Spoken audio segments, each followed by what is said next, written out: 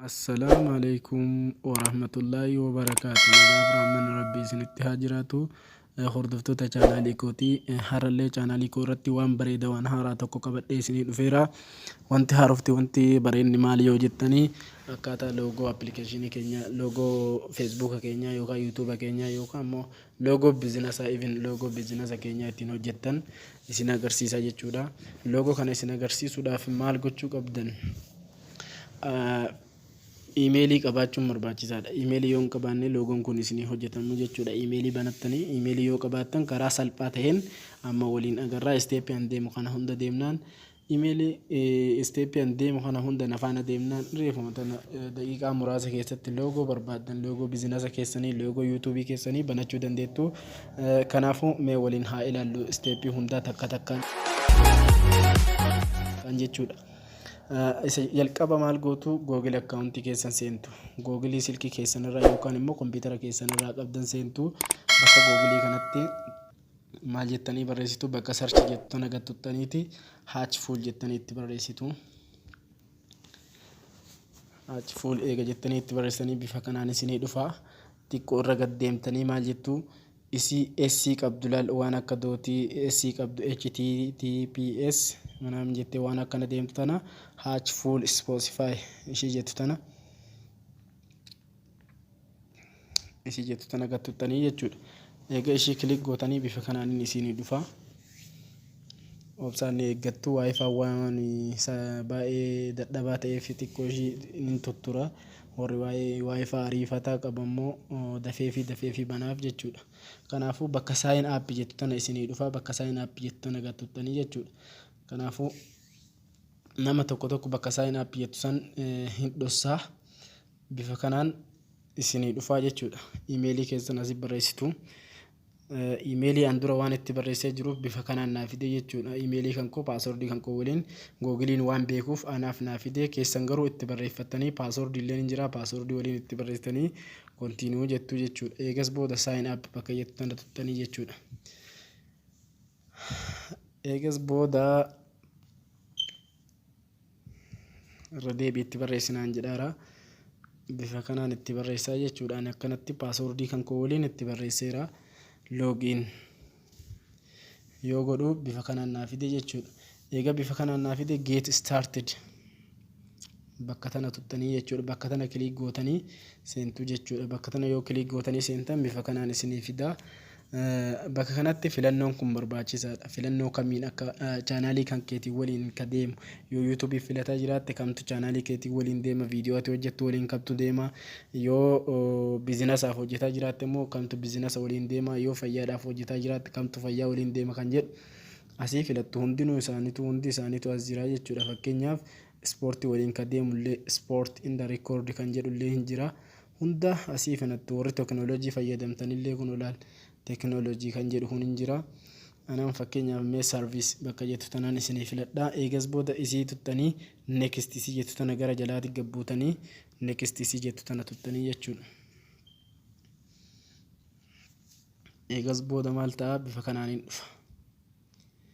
Bifa kanaan isinii dhufa. Eega bifa kanaan dhufee irra olooftaniiti akkanan laaltu jechuudha.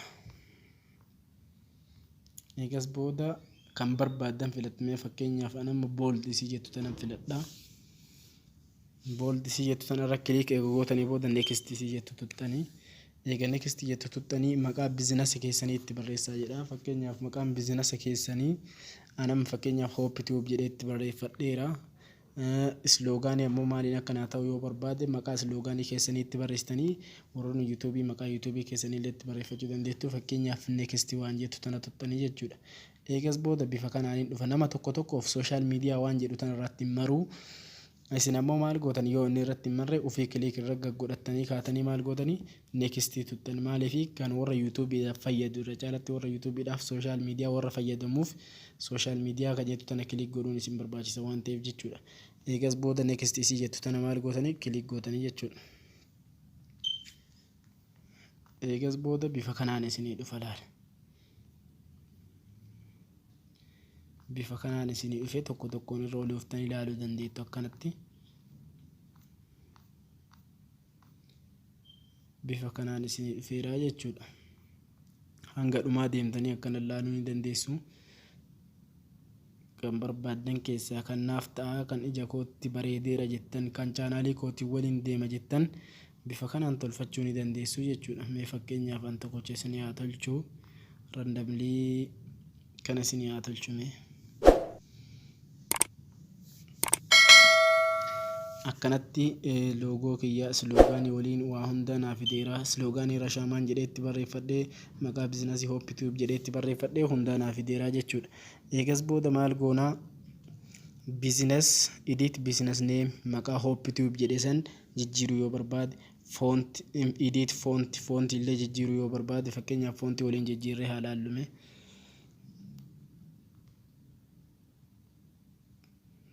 Kun fontii nuun jijjiiru, fontii kan jijjiiru kunoo bifa kanaan. Fontii akkana gootaniiti kan barbaadan irra kaa'achuu dandeettu. Fakkeenyaaf mee bilaakii irra haa kaa'u, bilaakii irra yoo kaa'u akkanattiin jijjiiramaa jechuudha. Kan biraallee irra kennee ilaalla. Fakkeenyaaf handwriting irra haa kaa'u. Handwriting irratti bifa kanaan jijjiiramaa jechuudha loogoon kiyya. Kanaafuu warra handwriting kana keessaa kanatti tole ol baafachuu nan danda'a jechuudha.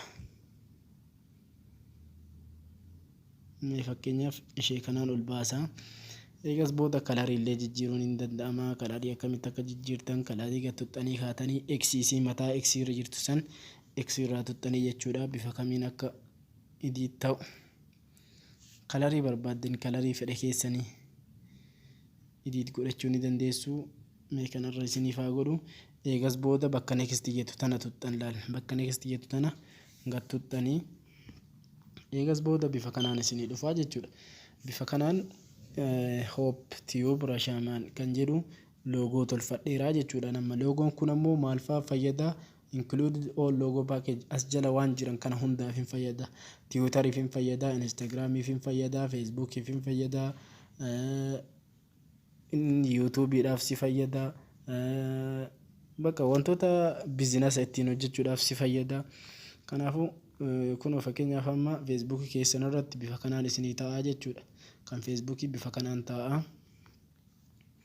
kan yuutuubii illee bifa kanaan ta'a. Kun amma Instagramiidha. Fakkeenyaaf imeejiin Instagramii argaa jirtanii yoo ilaaltan bifa kanaan isinii ta'a. Kan yuutuubii illee bifa kanaan isinii ta'a jechuudha loogoon keessanii. Eegas booda hunda akkanatti irra olooftanii ilaaltu. Sana booda maal gootu? Daawunlood bakka jettu tana gad tuxxan. Daawunlood bakka jettu tana eega tuxxanii booda maal ta'a? Kallattumaan daawunlood isiniif ta'a jechuudha. Ni hedduu xiqqoo isiin tunuu danda'a waa'ee faadha.